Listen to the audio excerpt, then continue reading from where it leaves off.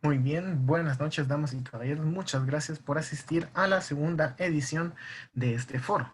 El día de hoy estaremos explorando el origen del grupo Bourbaki, por el cual decidimos nombrar esta actividad.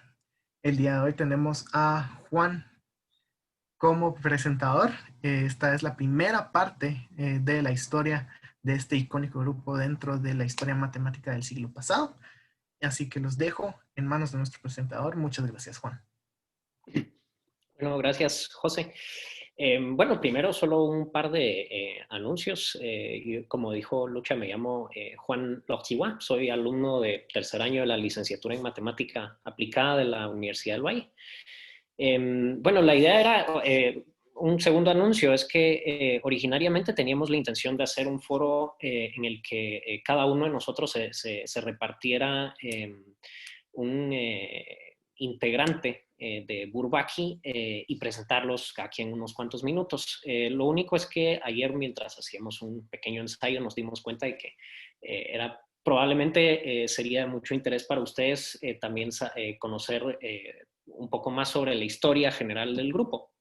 Entonces, bueno, pues al final decidimos que yo iba a encargarme de hacer esta pequeña introducción a la historia del grupo Bourbaki. Eh, y bueno, entonces la segunda parte de este foro, que será probablemente dentro de un mes, ya nos vamos a enfocar un poco más en los matemáticos que componen a Bourbaki. Bueno, y una tercera cosa que quiero aclarar, aquí no, yo por supuesto no pretendo hacer aquí la historia definitiva de Bourbaki. Eh, por supuesto estoy más que abierto a debate y me encanta discutir de este tema, así que por eso los incito también en caso de que tengan preguntas, creo que no sé qué dinámica decimos al final, pero creo que pueden simplemente levantar la mano o ya que solo son tres, creo yo, pueden participar abiertamente, interrumpirme en cualquier momento. ¿Ok? Bueno, entonces, sin perder más tiempo, empecemos. A ver, listo. Entonces, bueno, aquí les presento un pequeño esquema de cómo va a ser nuestra charla, nuestro recorrido por la historia de Bourbaki. Primero les voy a dar una pequeña introducción respecto al personaje. Luego vamos a hablar de su principal contribución a la matemática. Por supuesto, tampoco pretendo presentar de manera formal los temas que se tratan en los libros de Bourbaki, porque obviamente son de un nivel muy avanzado y son el tema de una carrera entera de matemática, ¿verdad? Entonces, vamos a hablar de su principal contribución, que son estos libros, los Éléments de Mathématiques. Vamos a hablar de las motivaciones tras la creación del grupo. Vamos a hablar de, digamos, la chispa que dio vida al señor Nicolás Bourbaki y por supuesto de su influencia. Y después voy a hacer una corta, al finalizar la presentación sobre la historia de Nicolás Bourbaki, voy a hablar un poco sobre otro matemático muy interesante. ¿Ok? Bueno, entonces, también, sí, por qué hablar de matemática? Perdón, ¿por qué hablar de la historia de la matemática? No sé si saben, pero la Asociación de Mate estos últimos meses ha estado publicando una serie de lo que llamamos cápsulas, que son pequeñas biografías que buscan más que nada entretener al lector y al mismo tiempo contarles, poner en valor la historia también detrás de algunos de los matemáticos que nos interesan y que consideramos importantes. Entonces, de hecho, el tema de la charla de hoy probablemente le gustaría mucho a los miembros de Bourbaki, puesto que ellos mismos publicaron un libro que se terminó llamando Los Éléments de l'Histoire de Mathématiques, que es literalmente traducido, significa la historia, elementos de la historia de la matemática. Entonces, ¿por qué hablar de la historia de matemáticas? Yo creo, y esa es mi opinión totalmente personal, yo creo que ayuda mucho, eh, especialmente a nivel de estudiantes, para no sentirse abrumado por la teoría a la que estudiamos todos los días, el hecho de poder ver las dificultades por las que pasaron estos gigantes de la matemática en su tiempo para poder llegar a los resultados que hoy estudiamos en un par de semanas, o para algunos que se dedican a eso, no fuera de un curso, ¿verdad? En temas de tesis, etcétera. Nos ayuda a entender el razonamiento, la lógica, cómo fueron pasando, las etapas por las que fueron pasando cuando estuvieron desarrollando sus teorías, ¿verdad? Y nos lo presenta de una manera un poco más humana, ¿no? No nos sentimos como aplastados por la teoría. Listo, entonces, bueno, habiendo hablado de esto, ahora continúo con esta pequeña introducción y empiezo con una pregunta. ¿Qué tienen en común estos símbolos? El primero y estas expresiones, el primero que vemos es el símbolo que nosotros empleamos para denotar el conjunto vacío, y luego tenemos las expresiones biyectiva, inyectiva, sobreyectiva e incluso bola. Bueno, ahora estamos extremadamente acostumbrados a utilizarlos. Es de las primeras cosas que se aprenden en una licenciatura en matemática. Bueno, lo que tienen en común estas expresiones es que la primera vez que aparecieron todos juntos y que su uso digamos, se propagó y se fue vulgarizando, digamos, en el mundo de la matemática, fue dentro de una serie de tratados revolucionarios que apareció a finales de los años 30. El primer volumen, el primer libro apareció en 1939, que se llamaba Éléments de mathématiques, y literalmente traducido significa los elementos de matemática, ¿verdad? Y fueron publicados en esa época totalmente desconocido, obviamente, un matemático del que nadie había oído hablar, que se llamaba N. Bourbaki, y bueno, posteriormente se conoció como Nicolás Bourbaki. En total se compone de 28 volúmenes la obra, y se trata y habla de temas de matemática en general. Hablamos de teoría de conjuntos, topología algebraica, álgebra, variedades diferenciales y analíticas, álgebra conmutativa, elementos de la historia de la matemática, integración, topología general, funciones de variables reales, espacios vectoriales topológicos, grupos y álgebras de Lie, teoría espectral. Y bueno, entonces, obviamente hay que ponerse también en el contexto de la época. En esa época nadie, bueno, era difícil encontrar libros que trataran de hacer lo que hace Nicolás Bourbaki, ¿verdad? Es decir, centralizar en una misma fuente todo, o por lo menos la gran mayoría del conocimiento matemático que había en esa época, ¿verdad? Es decir, a finales de los años 30.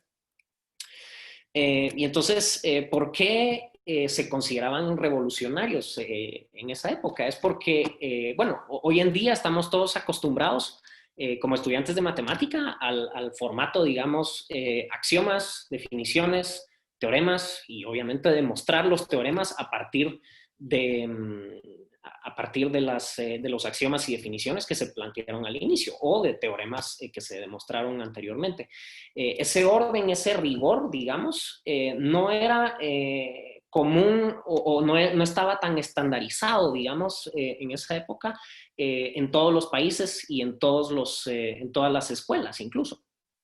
Y eso, pues, obviamente se debía también a razones del contexto mundial de la época. Digamos, las naciones, especialmente europeas, todavía eran muy separadas e independientes unas de otras. Entonces, por supuesto que cuando un alemán sacaba una nueva teoría o algo, o se armaba alguna revolución en matemáticas en Alemania, los franceses tal vez se iban a tardar un cierto tiempo en adoptar esas nuevas ideas, o incluso hasta tal vez las ignoraban, ¿verdad? Entonces, bueno, ellos en estos libros se adoptó un rigor y un orden que era hasta ese entonces poco común encontrar en libros de texto orientados a pregrado, ¿verdad? O por lo menos para estudios de matemática. Entonces, bueno, en todo esto, ¿quién termina siendo el famoso Nicolás Bourbaki? Bueno, yo ya les spoileé un poco la historia, pero cuando aparecieron estos tratados revolucionarios, muchas personas, bueno, todo el mundo se preguntaba quién era este señor, que no solo era prácticamente un matemático universal que sabía absolutamente todo de la matemática de la época, sino que además era extremadamente prolífico, ¿verdad? Y publicó una cantidad de libros enorme. Y bueno, en realidad no es que era un señor Nicolás Bourbaki, sino que era un grupo. Era un grupo de matemáticos, especialmente franceses, que se reunieron en esa época para conformar un consortio de los mejores matemáticos franceses y europeos para tratar de recopilar todo el conocimiento matemático si no del mundo, por lo menos europeo, ¿verdad? Y bueno, aquí les ponemos 5 de los miembros, digamos, más influyentes y que fueron fundadores del grupo, al igual que sus especialidades. Entre ellos tenemos a André Weil, cuyas especialidades eran teoría de números y geometría algebraica. Luego estaba Jean Dieudonné, que se enfocaba esencialmente en álgebra abstracta y análisis funcional. Henri Cartan, topología algebraica. Jean Delsart, análisis, espacios de Hilbert. Y Claude Chevalet, que se enfocaba también en teoría de números, geometría algebraica y teoría de grupos finitos y campos.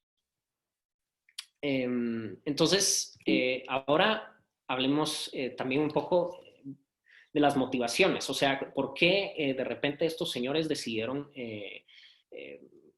juntarse para crear a Nicolás Bourbaki? Y resulta que Bourbaki nació en un contexto de, digamos, la Primera Guerra Mundial en Europa dejó un vacío gigantesco, especialmente en Francia, entre dentro de la nueva generación de matemáticos. Y entonces, una parte del conocimiento matemático francés de la época se lo llevaron a su tumba en el campo de batalla. Los estudiantes que se vieron forzados a ir a luchar una guerra extremadamente mortífera. Entonces, esa fue la razón principal, ¿verdad? Es que estos señores se encontraron después de la Primera Guerra Mundial y habían, primero, los libros que se utilizaban en esa época en las universidades francesas y en las instituciones de estudios superiores estaban desactualizados respecto a los nuevos hallazgos en matemática, especialmente en áreas como análisis y bueno, cálculo. De hecho, muchos de estos personajes que presentamos anteriormente eran ellos mismos profesores. Entonces, también sentían la necesidad de tener un buen libro para poder enseñar dentro de sus clases y dentro de sus cursos respectivos, ¿vale? Entonces, además, hay otras 2 razones. Primero, que tenían una voluntad de querer, bueno, siguiendo, de hecho, un poco la influencia de Hilbert, ¿verdad? Que querían unificar, y esto se siguió a lo largo del siglo XX, querían unificar la matemática y el conocimiento matemático. También había una falta de rigor y eso lo hicieron muy bien dentro de estos libros, dentro de los Éléments de Mathématiques. Y también habían hallazgos en Alemania que no se habían, digamos, trasplantado a Francia. Entonces, esas eran las razones fundamentales. También quiero mencionar digamos, hacerles ver el costo en números de la Primera Guerra Mundial sobre la sociedad, bueno, francesa en este caso, pero también europea. En total tenemos 74 millones de soldados que fueron movilizados, 10 millones de muertos, y en Francia en particular se contabilizaron hasta casi 1.700.000 muertos, de los cuales por lo menos 300.000 eran civiles, ¿verdad?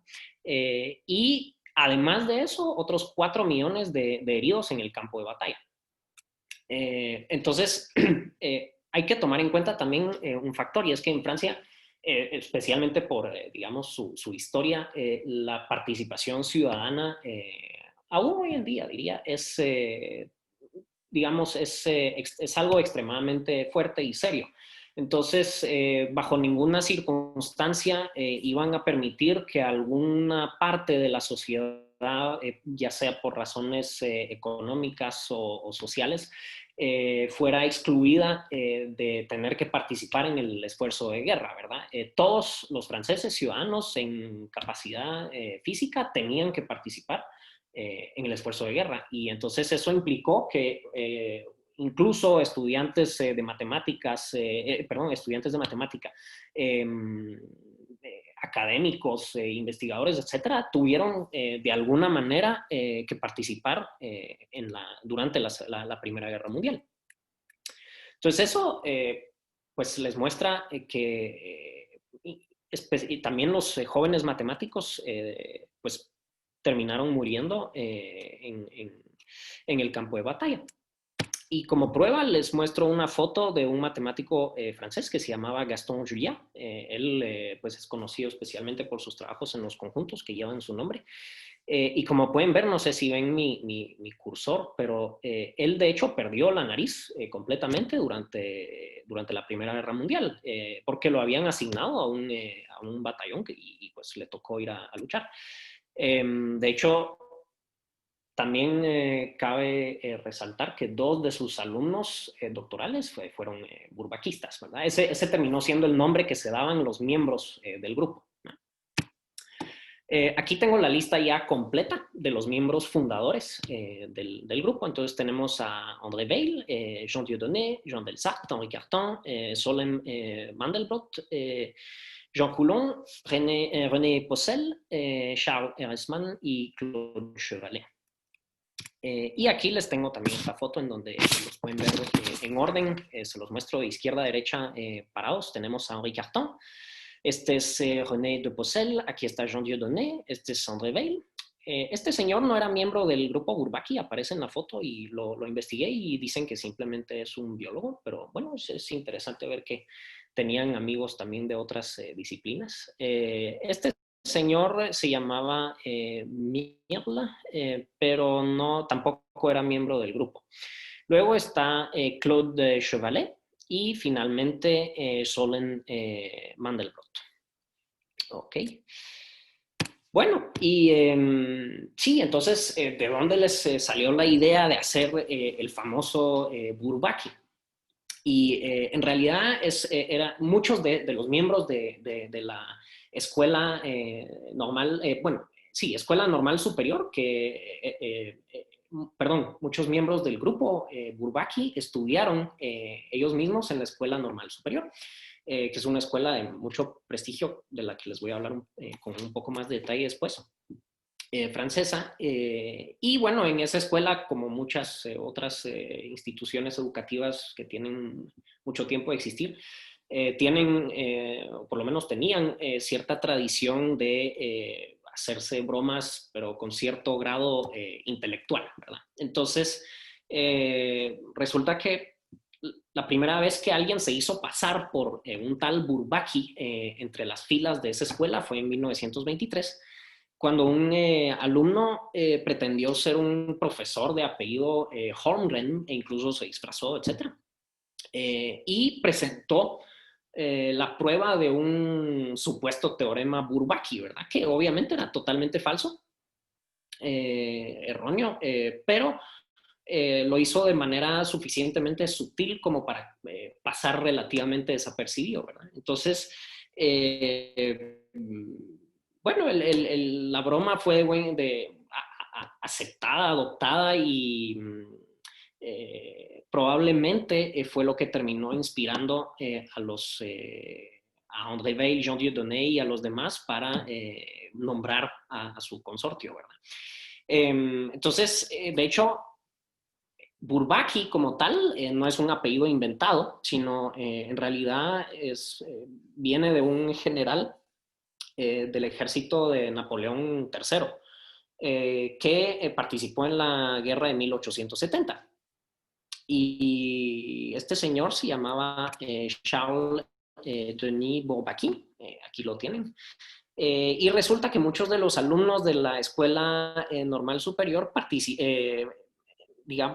combatieron bajo sus órdenes ya en 1870. Entonces, probablemente por eso su nombre terminó moviéndose a la Escuela Normal Superior, y así fue como probablemente todos los demás alumnos escucharon hablar de Bourbaki.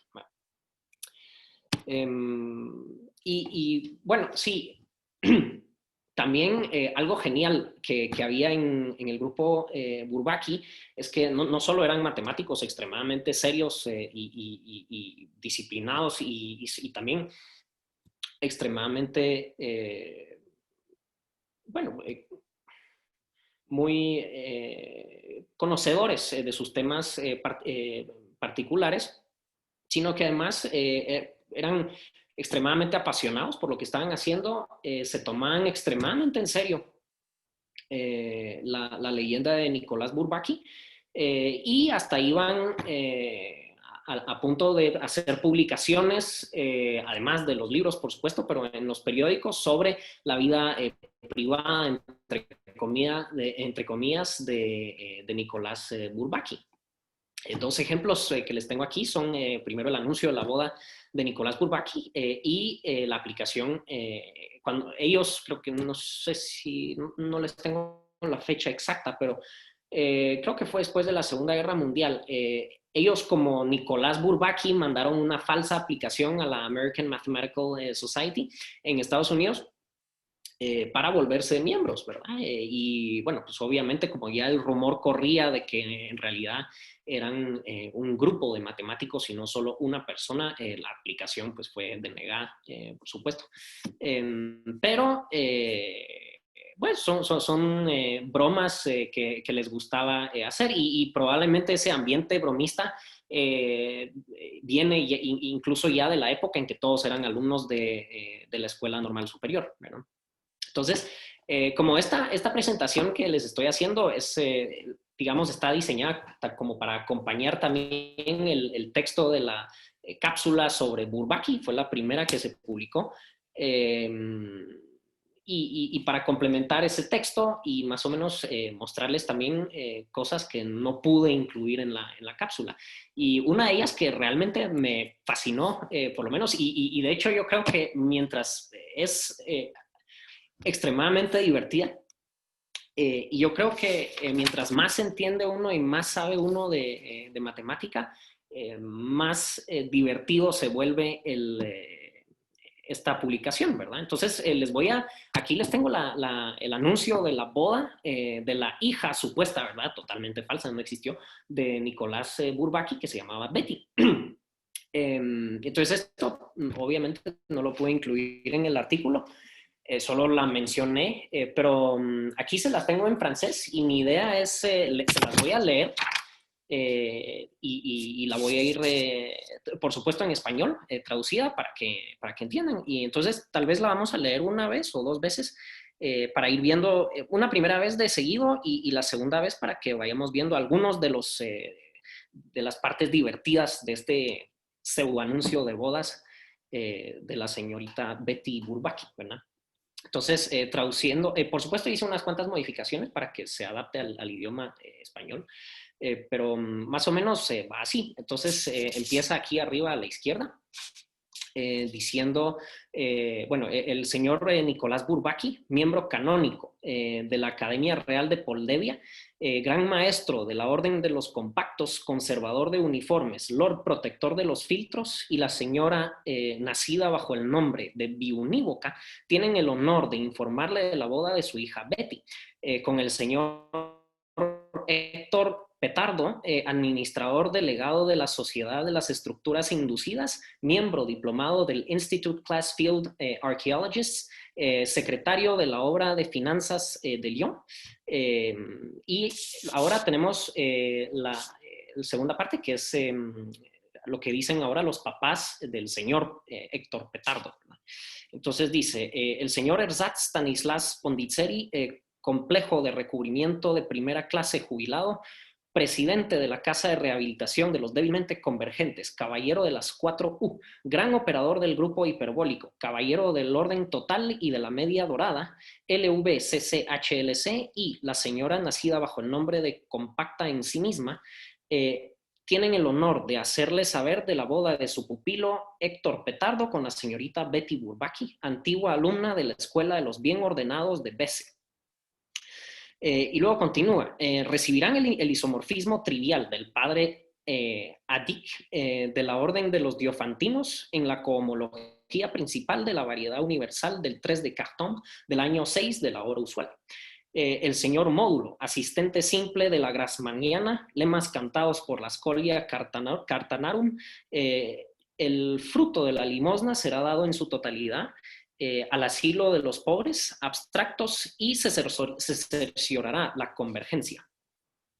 Una vez asegurada la convergencia, los señores Bourbaki recibirán a los invitados en sus dominios fundamentales y el baile será acompañado con los trompeteos del séptimo cuerpo cociente. Todos deberán usar su traje canónico con los ideales a la izquierda de los botones CQFD, eso significa ce qu'il fallait démontrer, que es lo que nosotros utilizamos como, o sea, traducido literalmente sería lo que había que demostrar, es decir, QET, ¿verdad? Entonces, a mí me pareció sensacional. Por supuesto que si uno no ha estudiado, digamos, sin una persona con cero conocimiento de matemática, probablemente diría, bueno, qué raro este anuncio de bodas, ¿verdad?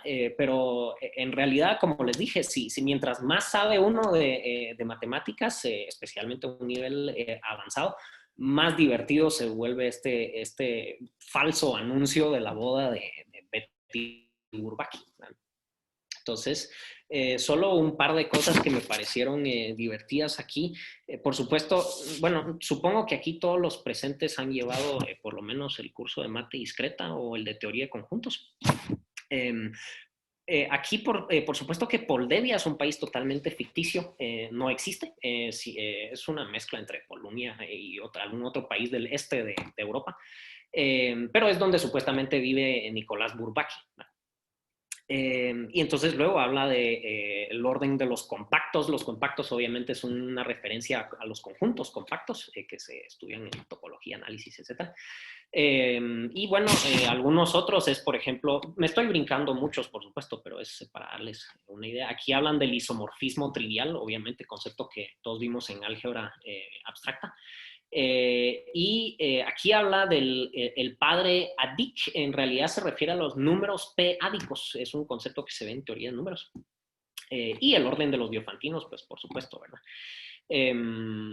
Bueno, entonces eso se los presenté, a mí me pareció extremadamente divertido y espero que les haya gustado. Continuando. Entonces, ahora veamos. Tratando de resumir un poco a qué nivel influyó Bourbaki, realmente a mí me parece por lo menos impresionante que todos tengamos este formato de estudio hoy en día, es decir, bueno, ya casi 100 años después de la primera publicación, bueno, unos 80 tal vez, primera publicación del primer libro de los Éléments de Mathématiques. Pero estamos todos ya tan acostumbrados a un cierto estándar de rigor, a un cierto orden en la manera en que se presentan los libros. Cualquiera de los libros de mate, incluso el de cálculo que todos empleamos en cálculo 1, 2, 3, etcétera, el de Stewart. Ese mismo libro también trae ese formato y por lo menos tenemos definiciones, teoremas, y bueno, a veces en el caso de Stewart omite las demostraciones, pero en su gran mayoría todos los libros de mate siguen este orden, ¿verdad? Entonces, a mí me parece fascinante que eso se deba a un grupo particular de matemáticos. No es que solo un matemático se lo haya inventado, tampoco es que así se haya hecho desde siempre. Es algo que fue cambiando, ¿verdad? Como muchas cosas en la historia de la mate, al igual que el razonamiento matemático en general, y también los conceptos de rigor, ¿verdad? Entonces, también tenemos, sí, un cierto nivel de internacionalización de matemática. Hoy en día, incluso el acceso al conocimiento es extremadamente fácil gracias a la globalización, el Internet, casi no hay fronteras para publicaciones de artículos científicos. Pero para la época era algo realmente nuevo, revolucionario, ¿verdad? Especialmente en ese contexto de fricción que había entre países europeos. Hoy en día, gracias a la Unión Europea, todos esos problemas desaparecieron, ¿verdad? Pero ellos realmente fueron revolucionarios extremadamente innovadores y con mucha visión ya desde esa época. También mucha de la simbología que utilizamos, el símbolo que utilizamos para el conjunto vacío, ese sí es una invención totalmente del grupo Bourbaki. De hecho, el primero que lo utilizó fue André Weil, uno de los miembros fundadores de Bourbaki, y es en realidad la letra noruega. Y apareció por primera vez en los Éléments de Mathématiques, también los conceptos de inyectividad y sobreyectividad. Bueno, y siguiendo con el tema de la influencia del grupo Bourbaki, encontré esta foto que me pareció también muy indicadora de lo que sucede alrededor del alcance, el outreach del grupo como tal. Y esta foto, bueno, les presento un poco los personajes que están aquí, especialmente el que está sentado en el sillón, este es André Weil. Él era extremadamente serio y riguroso, pero también tenía un muy buen sentido del humor. Y entonces aquí pues lo vemos probablemente haciendo algún tipo de imitación mientras discutía apasionadamente con sus amigos. Y esta foto fue tomada creo que en 1958, si no estoy mal, en Chicago.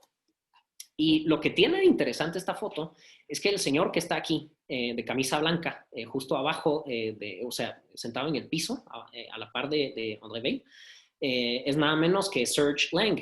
Serge Lang es, para los que no saben, pero estoy seguro que muchos lo conocen, es el autor de una cantidad enorme de libros de texto, esencialmente para nivel de posgrado. Pero por lo menos los que hemos pasado por el curso de álgebra lineal 2, todos hemos escuchado hablar de Serge Lang. De hecho, en poco tiempo después, Serge Lang pasó a ser también uno de los miembros de Bourbaki y publicó bajo el nombre de Nicolas Bourbaki, contribuyó por lo menos a los libros de Éléments de Mathématiques. Y bueno, sí, entonces, si quieren, ahora continúo hablando de...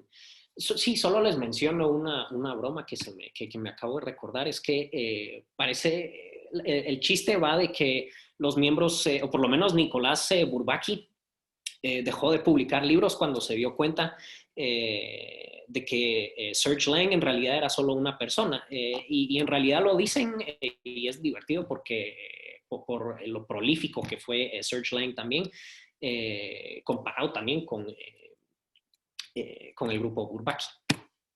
Entonces, ahora quiero indagar un poquito más sobre André Weil. Yo creo que es bueno hablar de él porque primero fue uno de los miembros más influyentes del grupo y al mismo tiempo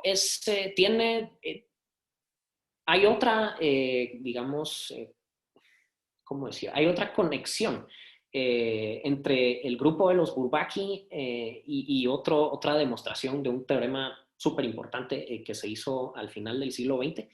Y también, una vez más, muestra casi todas las ideas que estaban detrás de este grupo y de los ideales que defendían en matemática. Entonces, bueno, André Weil es egresado de la École Normale Supérieure, también conocida como Normal Sup. Tuvo una carrera extremadamente internacional, y van a ver después por qué. Él pasó por una gran cantidad de países. Se interesó muchísimo en griego, latín, no solo era un matemático extremadamente poderoso, sino también era una persona extremadamente culta. Y eso no es algo, digamos, no es algo que sea poco común. Muchos piensan que el que estudia matemática es una persona que solo se dedica a eso y no quiere saber nada de otras cosas, pero en mi experiencia, corta experiencia, los que estudian matemática en realidad son de los más polifacéticos que hay, y les interesa arte, filosofía, música, pues de todo en general. Y eso es algo que se refleja muy bien en este señor. Él también, por supuesto, como mencionamos anteriormente, su principal área de trabajo, su especialidad era la teoría de números, pero también geometría algebraica. Y eso lo llevó a formular las conjeturas de Weil, que tuvieron mucha influencia también, especialmente en los años 50 y 60. Al mismo tiempo, Weil, al igual que muchos de los matemáticos, no estaba solo en ese aspecto. Weil era un seguidor de Hilbert en el sentido de que él creía en digamos, en la necesidad de unificar la matemática, y de hecho resalto algo interesante, es que en todos los Bourbaki, excepto en el que habla sobre historia, el nombre adrede de mathématique está en singular. Ellos nunca hablan de mathématique con S al final, es decir, en plural, que sería traducido literalmente en matemáticas, tratando de reflejar digamos, la universalidad de la matemática. Ellos, y bueno, por eso es que ellos preferían quedarse exclusivamente con ese término, ¿verdad? Luego, sí, bueno, después finalmente vamos a hablar un poquito de su influencia y, como les dije, de ese teorema en el que participó indirectamente tal vez Weil, ¿verdad? Entonces, sí, él salió de Normal Sup. Normal Sup es una escuela extremadamente antigua de Francia. Lo que pasa es que creo que fue fundada en 1794, es decir, apenas unos años después del 14 de julio de 1789 en Francia, que fue como el auge de la Revolución Francesa. El objetivo de esa escuela, como ya en ese entonces con las ideas republicanas promovidas durante la Revolución, hay que acordarse que una buena parte de la educación en esa época la proporcionaba la Iglesia. Y al llegar los ideales republicanos de libertad, etc., no querían una influencia de la Iglesia en la educación. Y entonces parte de los objetivos de Normal Sup, que es esta escuela, era precisamente tener una institución que formara y preparara a los profesores de todos los ámbitos académicos de Francia. Entonces, ahora, hoy en día, por supuesto, evolucionó a convertirse, y se convirtió en una de las escuelas más, digo escuela porque es el término que emplean, pero realmente es una institución para estudios superiores. La mayoría de los que, y sobre todo enfocada en posgrados. Entonces, bueno, aunque creo que también hay pregrado en Normal Sup, en fin. El asunto es que ellos tienen una cantidad enorme de egresados que fueron galardonados con la medalla Fields. Y pongo por lo menos 10 porque, curiosamente, dentro de las referencias que encontré, la escuela oficialmente en su sitio web aparecen 10. Sin embargo, están otros 2 que no son franceses, pero sí son egresados de, por lo menos a nivel de posgrado o pregrado, de Normal Sup, lo que los llevaría a un total de 12, ¿verdad? Pero me voy a limitar a mencionar 10 medallistas Fields. Entonces, como les decía, tienen 3 vocaciones. La primera es de formar a los profesores del futuro de Francia, la próxima generación, pero también investigadores y en gran cantidad funcionarios, es decir, personas que trabajan en el gobierno francés. André Weil, por supuesto, hay que tomar en cuenta el factor Segunda Guerra Mundial. Después, ellos fundaron el grupo en 1935, la 1939, y precisamente el 1 de septiembre de 1939 fue que Alemania invadió Polonia y empezó la Segunda Guerra Mundial. Entonces, ahí otra vez el gobierno francés mandó a movilizar a toda la población para que participaran en el esfuerzo de guerra, solo que André Weil se fue a Finlandia y no se reportó para participar como, pues, en la Segunda Guerra Mundial. Entonces, eso hizo que cuando finalmente regresó a Francia, eso fue como en 1940, inmediatamente lo encerraron, lo capturaron y fue condenado a cierta cantidad de tiempo en la cárcel. Y por lo menos durante un momento pasó cierto tiempo en la cárcel y después fue asignado a otro batallón para que no tenga que pasar 5 años en la cárcel. Y bueno, como Francia pues, tuvo que capitular muy rápido frente al ejército alemán en la Segunda Guerra Mundial, pues él pudo regresar con su familia y muy poco tiempo después huyeron a Estados Unidos, porque cabalmente André Weil no solo estaba en Francia, que terminó perdiendo la Segunda Guerra Mundial, André Weil se fue con su familia a Estados Unidos y pasó una buena parte del tiempo allá. Entonces, bueno, después estuvo viajando, ya había empezado en 1930.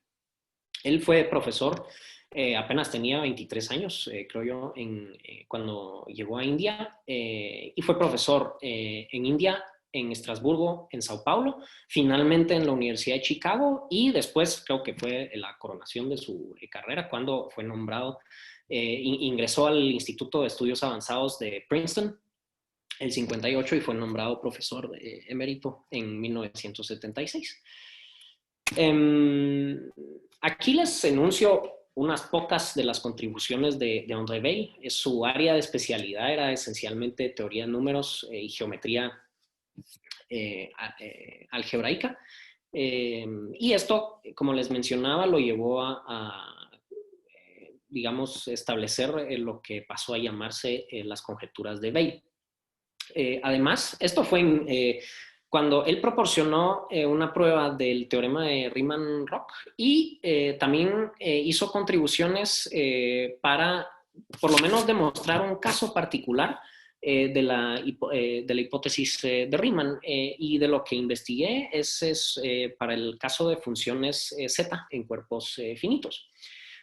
Y esto fue en 1940, es decir, cuando él estaba en la cárcel, ¿verdad? Entonces, realmente impresionante bajo ese aspecto.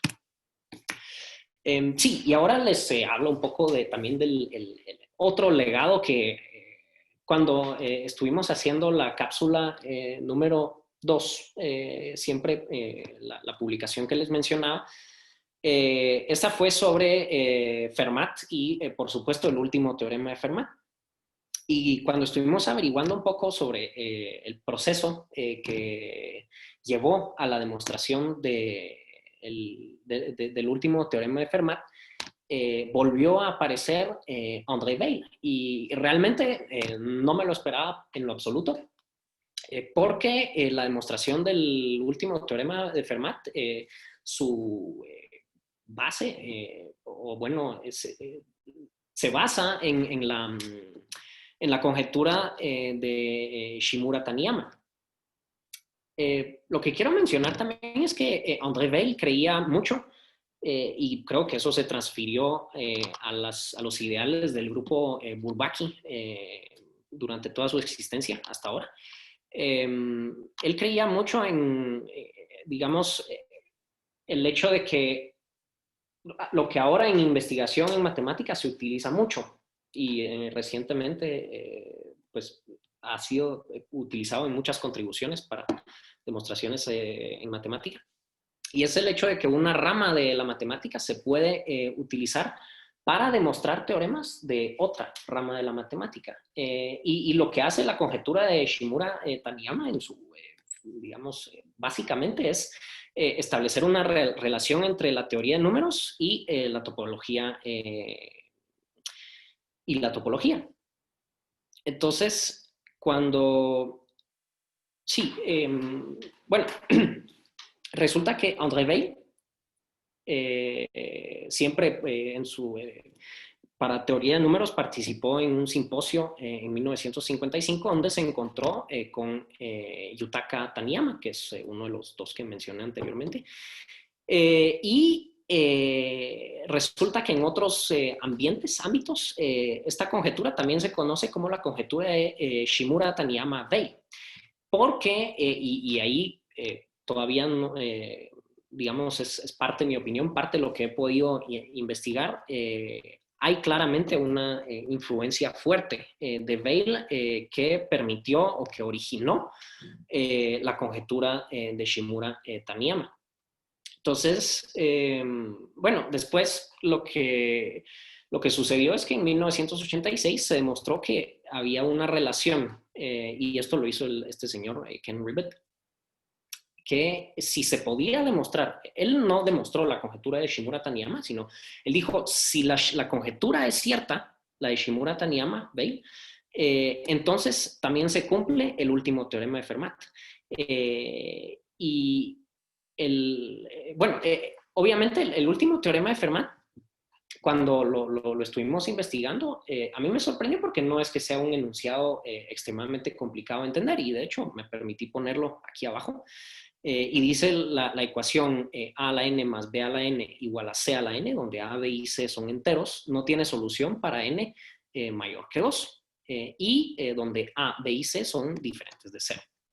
Entonces, no, como ven, no es un enunciado difícil de entender, y esto es algo interesante de la matemática, es que un teorema no necesariamente complicado puede estar a la base, o sea, este teorema no es tan importante por lo que dice, sino más por la teoría que fue necesaria y que hubo que desarrollar para poder llegar a demostrarlo. Entonces, bueno, conocemos la historia a finales de a inicios de los 90. Andrew Wiles, que fue el que ahora se reconoce como el que mostró el último teorema de Fermat. Pasaron 200 años, ¿verdad? En lo que eso se pudo hacer. Andrew Wiles demostró la conjetura para el caso de curvas elípticas semiestables, y eso terminaba probando el último teorema de Fermat. Sí, y bueno, para terminar, aquí les quería leer rápidamente, pero no sé si de tiempo estamos bien. Les quería leer rápidamente otro de estos anuncios que fueron falsos, obviamente, sobre la vida personal de Bourbaki. Este no lo publicó directamente un bourbaquista, sino que lo publicó un señor que se llamaba Jacques Roubaud, que era poeta y matemático. Y miembro del grupo Ulipo, que era un como círculo literario francés, y lo escribió como una protesta en 1968 porque él estaba en desacuerdo con, digamos, la dirección que estaba tomando el grupo Bourbaki. Traté de encontrar exactamente por qué estaba en desacuerdo con ellos, pero hasta ahora no lo he logrado.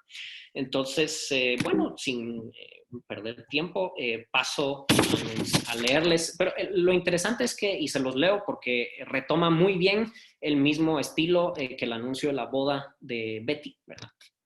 Entonces dice, las familias Cantor, Hilbert, Noeder, las familias Carton, Chevalier, Dieudonné, Veil, las familias Breuat, Dixmier, Godement, Samuel, Schwartz, Cartier, Grothendieck, Malgrange, Serre, las familias de Mazur, Doisy, Giraud, Verdier y las familias filtrantes a la derecha de los epimorfismos estrictos, las señoritas Adele e Idel, tienen el dolor de hacerles saber del sensible fallecimiento del señor Nicolás Bourbaki, su padre, hermano, hijo y nieto, bisnieto y primo nieto respectivamente, piadosamente fallecido el 11 de noviembre de 1968, fecha aniversario de la victoria en su residencia en Macango. Cago, perdón. Su cuerpo será inhumado el sábado 23 de noviembre de 1968 a las 3 de la tarde en el cementerio de las funciones aleatorias Metros Markov y Gödel. Nos reuniremos frente al bar de los productos directos en la intersección de las resoluciones proyectivas, antiguamente conocida como la Plaza Cosul. Según el deseo del difunto, se celebrará una misa en la iglesia de Nuestra Señora de los Problemas Universales por su eminencia el cardenal Aleph. Bueno, en realidad es un como guiño a Aleph I, en presencia de todas las clases de equivalencia y los cuerpos algebraicamente cerrados. Un minuto de silencio será observado por los alumnos de las escuelas, de la Escuela Normal Superior y de las clases de CERN, porque Dios es compacto de Alejandrov del universo. Y luego ponen Grothendieck, que era un matemático, 4:22. Entonces, estos dos me parecieron extremadamente divertidos y por eso me tomé la molestia de presentárselos como un plus, ¿no? A lo que tal vez les podemos compartir el link de la cápsula 1 en la que hablamos de Bourbaki por primera vez. Y bueno, como les decía, esto es como algo adicional que no me dio tiempo mencionar en las 800 palabras que mide el primer artículo que se escribió. Y bueno, eso es más o menos todo lo que tenía preparado para ustedes. Y espero realmente que les haya apasionado tanto como a mí me gustó investigarlo, por lo menos. Muchísimas gracias, Juan. Te agradecemos mucho por esta presentación. Muy informativa, muy entretenida. Y ahora pasamos a una sección de preguntas y comentarios. Siéntanse libres de abrir su micrófono y participar.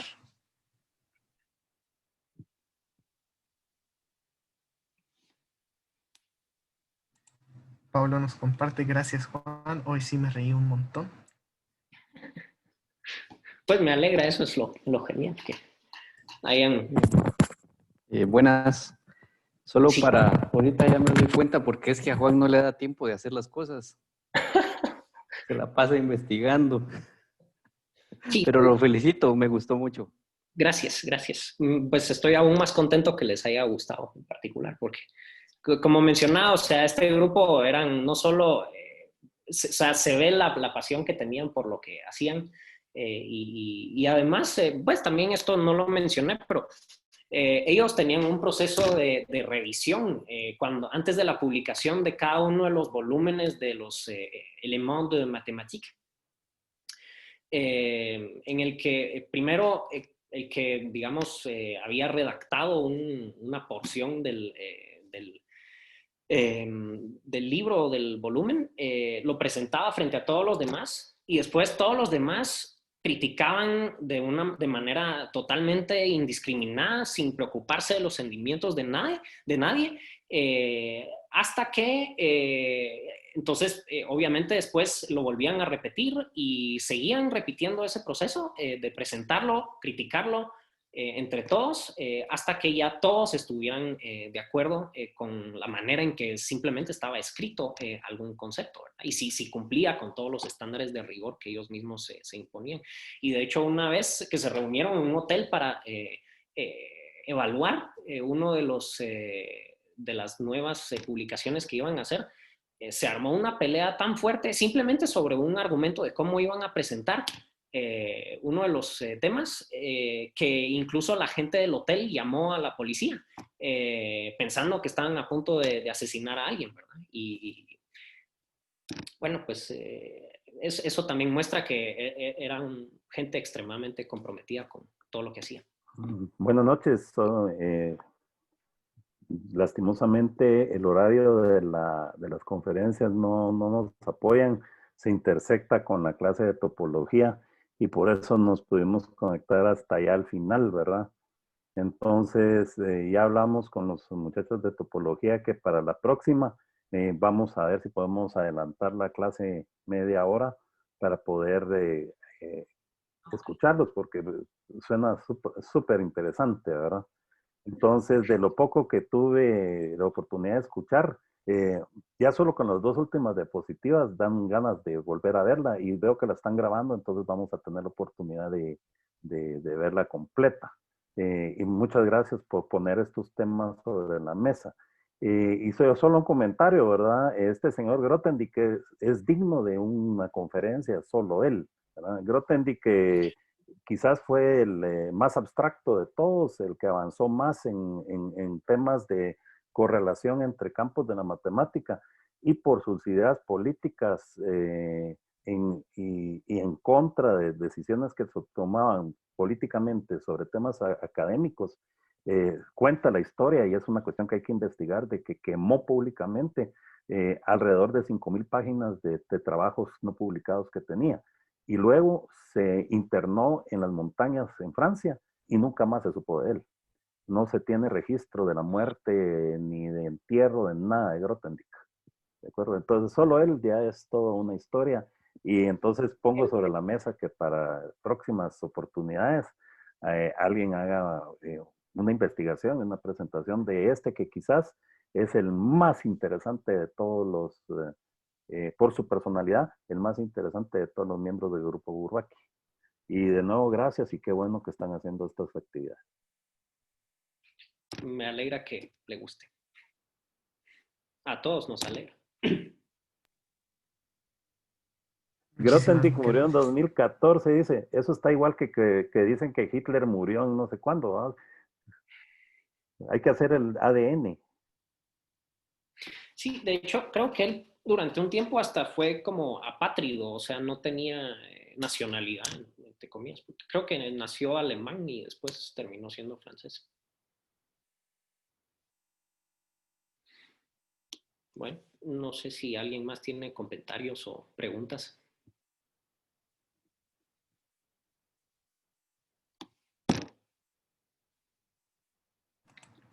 Bueno, en ese caso, en el chat de la reunión les compartimos la cápsula número 1, que toca más información sobre Bourbaki, si tuvieran el gusto de leerla, así como un link para marcar su asistencia si tuvieran la bondad de comentarnos qué les pareció la charla, alguna mejora que creen que se puede hacer al formato del foro.